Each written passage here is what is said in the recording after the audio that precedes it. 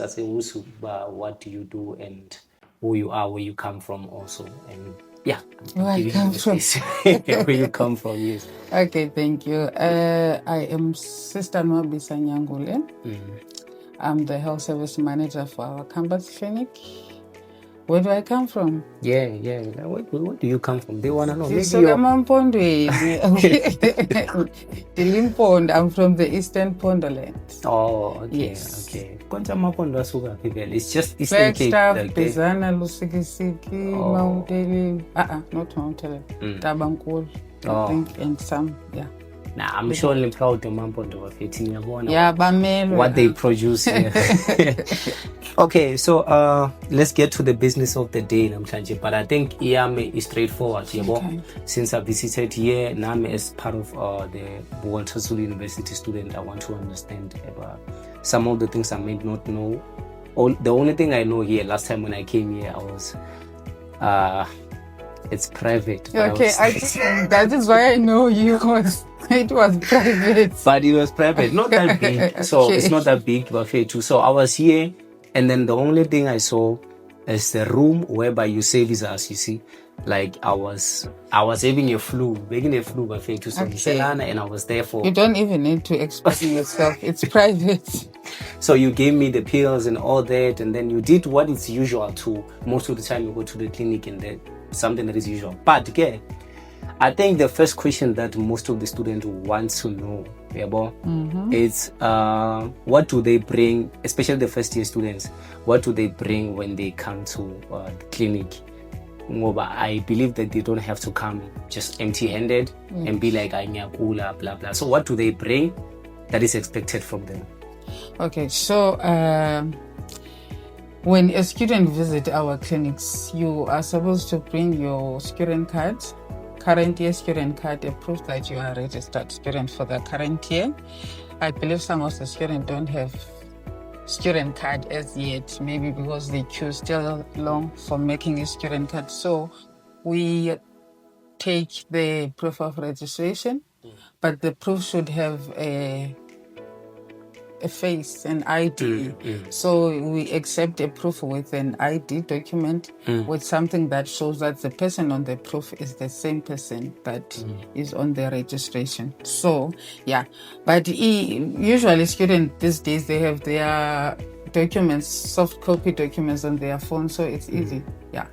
Oh, okay. So, how is your operating hours? Nivula, what time and then what time are you closing?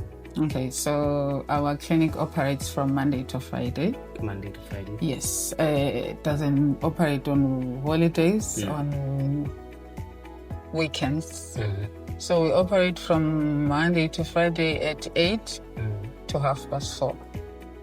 Then on Friday, we are operating from 8 to 3:30.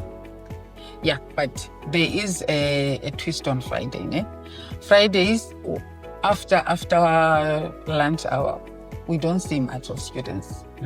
We focus more that we have a lot of admin work that needs to be done. So we take that 2.5 hours after, it's not even 2 hours, from 2 to 3:30 to concentrate on the admin, because we have so many things that we need to fill, the DOH, the Walter Zulu document and all that. So on Fridays, we do see emergency students, but when you are here as an emergency, you are not turned back. You are assisted, but we encourage students that to come in the morning on Fridays. But if you come after lunch, emergency will attend. Okay. Yeah. So, by the way, do you work in hands with the hospitality from the Butterworth Hospital? Yeah. So we work. Our campuses are working. We have an understanding with the government department. We also have working relationship with our sister clinic, which is Ibiga Clinic. I don't know if you guys know about Ibiga Clinic. Is here in the location where we get some of. What's the name of that? Ibiga Clinic. Ibiga Clinic. It's our local clinic. It's Ibiga location for this area. Yes. So we work hand in hand. We refer students to Ibiga because we don't do the antenatal care. So there are services there. And then some things that are above our levels, or when we see that we need to refer, we refer to the hospital. Butterworth, only Butterworth, not East London. Yeah. Okay, it makes sense. So what are those, maybe you can mention 2 or 3, I don't know, those cases that we refer. Yeah, that you think that if a student come, maybe maybe something, I don't know, HIV or something, what are those that you think that if a student comes like this, we can't do anything about it, we just have to, you know? It's not like we cannot do anything about it. We do our first level of service, and then you see that this needs to be assessed at the level that is higher than us. For example, a student that has just had, if it's seizures, I don't know how to call it, maybe he had fits a class in. So that person needs to be assessed at the hospital, needs to be seen by the doctor. It could be fits for the first time. If that person is having those fits for the first time, is not on treatment, it needs to be seen by the doctor. That is a case for referral. Yes. Okay, so what about me? Maybe if I broke my leg, so if you have a fracture, we don't have x-rays. So you need to go to hospital. So x-rays so that you can get POP. Makes sense. So let's talk about the midnight stuff or the afternoon stuff. We have a lot of students staying outside the res and blah blah and all that. So you'll be closed by that time. 4:30. Yeah. And then they need your service by then. So it means that they have to go straight to. So after hours, the service that you will need after hours, that means that is an emergency, because during the day you would have come to the clinic if it's not an emergency. So if it's that would be a call for an emergency. After hours, we have a ambulance services that are assisting students after hours, and we have an ambulance, a private ambulance that is working with WUSU in our campus. So we call an ambulance when there is an emergency in all the outside, even here in the inside residences. When there is an emergency after hours, we call the ambulance. We also call the ambulance if is there an emergency during working hours, so that it can take our student to the hospital. So student for after hours, they call people from student life and co-curricular report so that they can call an ambulance for them. Not everyone here at the clinic calls an ambulance. There are certain people that call an ambulance. There is a certain list that is at the service, at that offices as an ambulance, of people that are to call the ambulance. Not everyone can call.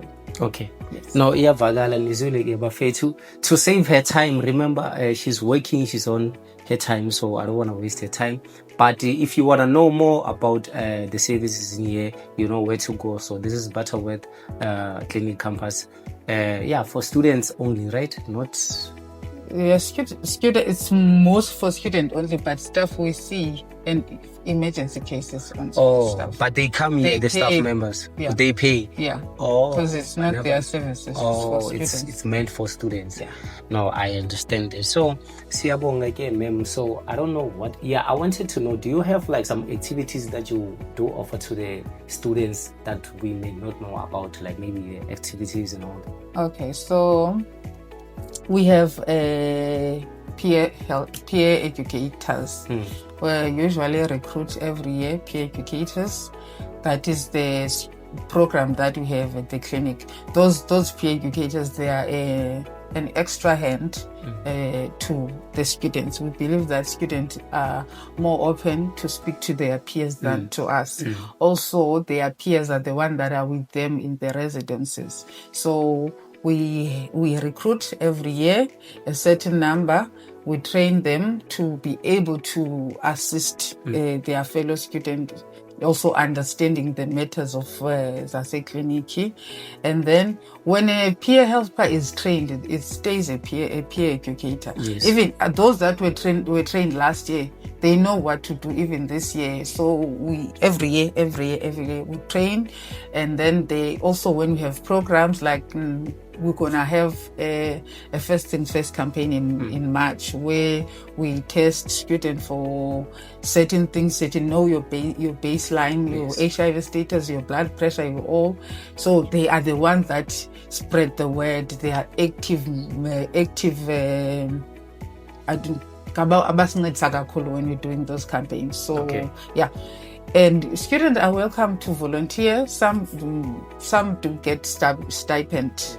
But if you saying up, because we have certain number that will get stipend. If you say, I just want to be involved, I want to be assisting you. If we train you, you part of the peer educators. Oh, okay. Yeah. Wow, that's a nice thing. So, by the way, siyabonga ma'am for your timing. Last one. Oh, okay. Last one is it's a men's imbizo.